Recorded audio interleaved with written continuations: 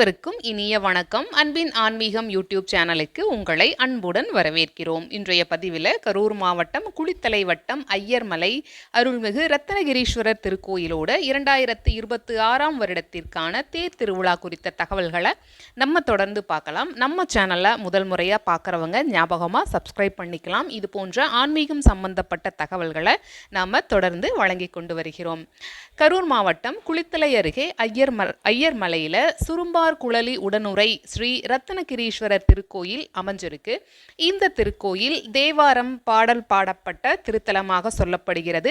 274 சிவாலயங்களில் 64வது தேவார சிவஸ்தலம் இந்த ஐயர்மலை திருக்கோயிலாகும்.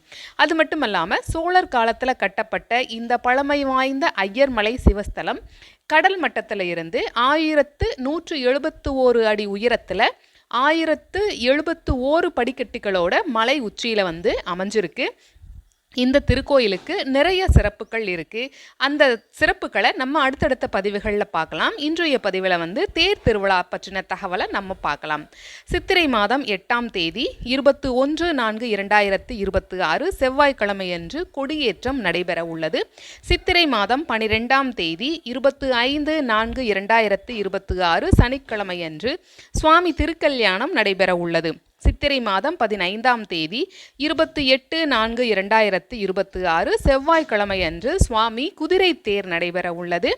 சித்திரை மாதம் 16ஆம் தேதி 29/4/2026 புதன்கிழமையன்று திருத்தேர் வடம் பிடித்து திருத்தேரோட்டம் நடைபெற உள்ளது.